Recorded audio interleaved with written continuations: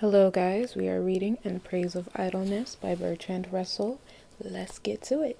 For ages, the rich in their sycophants have written in praise of honest toil, have praised the simple life, have professed a religion that teaches that the poor are more likely to go to heaven than the rich, and in general have tried to make manual workers believe that there is some special nobility about altering the position of matter in space, just as men try to make women believe that they derive some special nobility from their sexual enslavement. In Russia, all of these teachings about the excellence of manual work has been taken seriously, with the result that the manual worker is more honored than anyone else. What are, in essence, the revivalist appeals that are made to secure shock workers for special tasks? Manual work is the ideal which is held before the young and is the basis of all ethical teaching. So he brings up the men and women feminism movement because he was just talking about how the way that women in the feminist movement are treated is similar to how what's going on in Russia is doing, and how we have this rich and poor, but the poor have to work because work is just so amazing and good.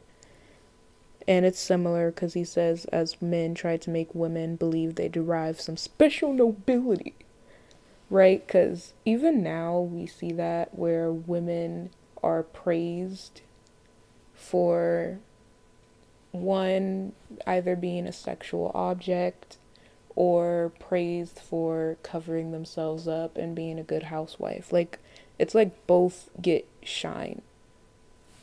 But anyway, so our next part. For the present, this is all to the good. A large country full of natural resources awaits development and has to be developed with very little use of credit. In these circumstances, hard work is necessary and it is likely to bring a great reward. But what will happen when the point has been reached where everybody could be comfortable without working long hours? In the West, we have various ways of dealing with this problem. We have no attempt at economic justice, so that a large proportion of the total produce goes to a small minority of the population. Y'all, do you understand that what we produce? Only a tiny percentage of people actually enjoy it because they could actually afford it. So, many of whom do not work at all. So, what we produce, a large proportion goes to a small minority of the population that does not work at all. Owing to the absence of any central control over production, we produce hosts of things that are not wanted.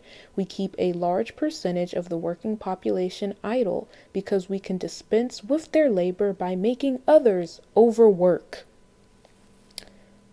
Well, we will have to keep a certain number of people not working at all.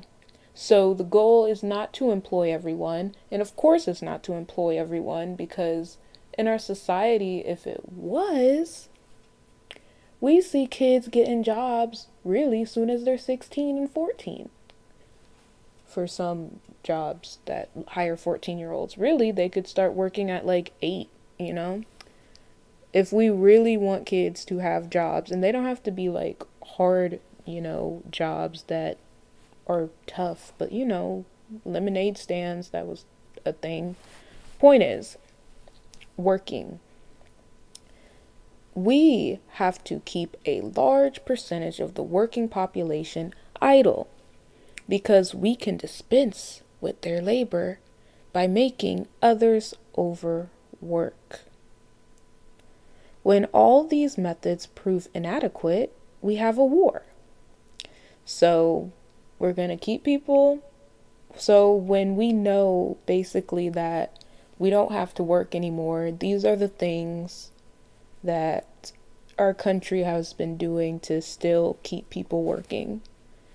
So there is no attempt at economic justice, owing absence of any central control over production.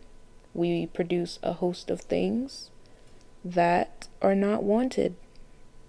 So we're going to make people work to produce things that are not wanted. For example, we have so many shoes, and then we'll throw it all away.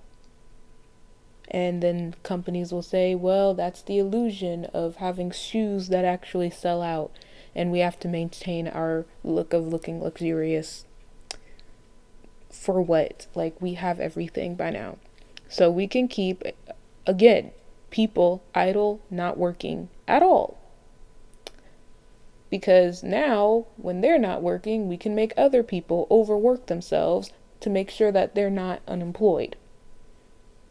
Right? Because we make unemployment look like the worst thing ever, the worst thing a poor person can do.